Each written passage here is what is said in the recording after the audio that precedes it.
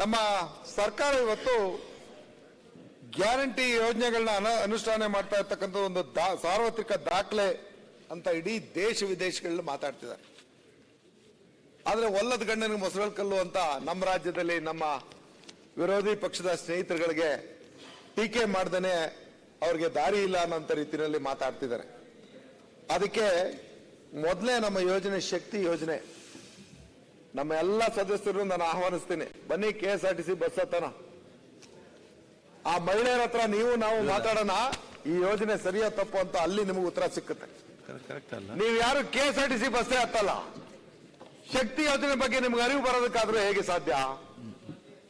ಇವತ್ತು ನಾನು ರಾಜ್ಯಪಾಲರ ಭಾಷಣದಲ್ಲಿ ಶಕ್ತಿ ಯೋಜನೆ ಬಗ್ಗೆ ಹೇಳ್ಬೇಕಾದ್ರೆ ಸುಮಾರು 3.5 ಕೋಟಿ ಮಹಿಳೆಯರು, ಇಲ್ಲಿ ಯಾವ ಜಾತಿನೂ ಇಲ್ಲ, ಧರ್ಮನೂ ಇಲ್ಲ, ಮತ್ತೊಂದು ಇಲ್ಲ, ಸುಮಾರು 100 ಕೋಟಿ, ಯಾವ ಪಾರ್ಟಿನೂ ಇಲ್ಲ, ಹೌದು, ವಯಸ್ಸು ಇಲ್ಲ, 150 ಕೋಟಿಗೂ ಹೆಚ್ಚು ಟ್ರಿಪ್ಗಳಲ್ಲಿ ನಮ್ಮ ತಾಯಂದರು ಇವತ್ತು ಪ್ರಯಾಣ ಮಾಡ್ತಿದಾರಲ್ಲ, ಇದನ್ನ ಸುಳ್ಳು ಅಂತ ಹೇಳ್ತೀರಾ ನೀವು?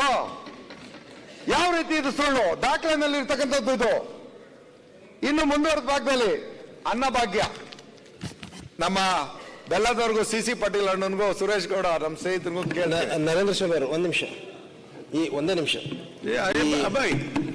ಶಕ್ತಿ ಯೋಜನೆ ಬಗ್ಗೆ ತಾವು ಹೇಳ್ತಾ ಇದ್ರಲ್ಲ, ನಮ್ಮ ಅರವಿಂದ್ ಬೆಲ್ಲದವರು ಓಪನ್ ಮೀಟಿಂಗ್ ಒಳಗ ಒಂದು ಸಭೆಯಲ್ಲಿ ಅದನ್ನ ಸ್ವಾಗತ ಮಾಡಿ ಬಹಳ ಅದ್ಭುತವಾದಂತ ಕಾರ್ಯಕ್ರಮ ನೀವು ಸರ್ಕಾರ ಅದಕ್ಕೆ ಅಭಿನಂದಿಸ್ತೀನಿ.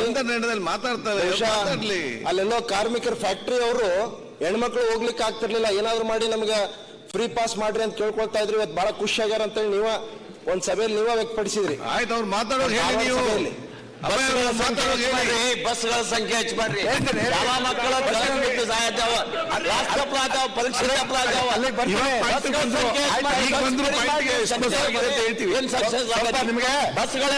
ಸಮೇತ ಉತ್ತರ ಕೊಡ್ತೀನಿ. ಎಷ್ಟು ಬಸ್ ಬಂದಿದೆ, ಎಷ್ಟು ಕಂಡಕ್ಟರ್ಗಳು ಚಾಲಕರನ್ನ ಇವತ್ತು ನಾವು ನೇಮಕಾತಿ ಮಾಡಿದ್ವಿ, ನೀವು ಮಾಡಿಲ್ದೇ ಇರೋದು ಏನು ಅದನ್ನು ಹೇಳ್ತೀನಿ, ಮುಂದೆ ಬರ್ತೀನಿ, ಬರ್ತೀನಿ.